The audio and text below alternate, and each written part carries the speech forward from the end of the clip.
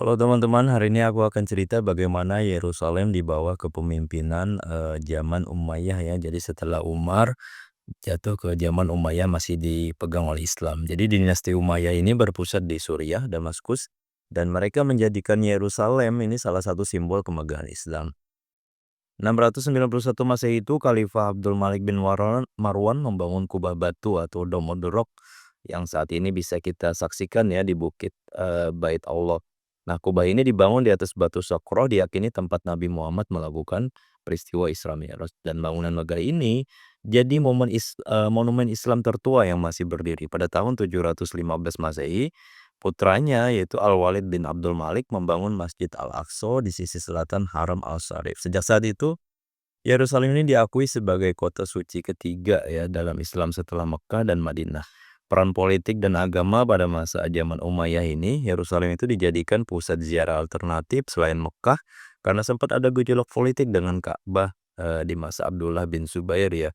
Dan kota dipenuhi ilmuwan, qori dan fuqaha. Sedangkan setelah Umayyah itu dikuasai oleh Abbasiyah. Nah, Abbasiyah ini berpusatnya di Baghdad. Kalau Umayyah tadi di Suriah, nah, ini di Baghdad ya. Yerusalem tetap dipandang penting secara spiritual, meski secara politik itu lebih jauh dari pusat kekuasaan. Nah, perkembangan kota juga Yerusalem tetap menjadi kota ilmu dan ibadah.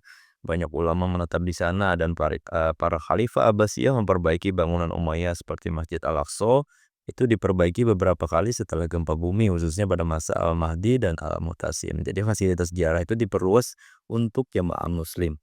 Abbasiyah itu juga tetap menerapkan perlindungan ya bagi kaum ahlul kitab seperti Kristen dan Yahudi dengan status zimmi.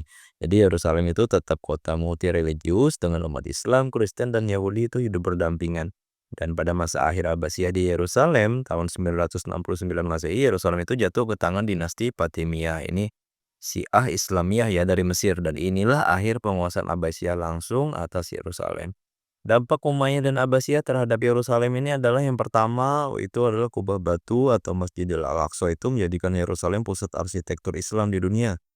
Kemudian juga identitas Al-Quds ini ditegaskan sebagai kota suci Islam ketiga setelah Mekah dan Madinah, dan kota ilmu dan ziarah ini berkembang menjadi pusat religius dan intelektual.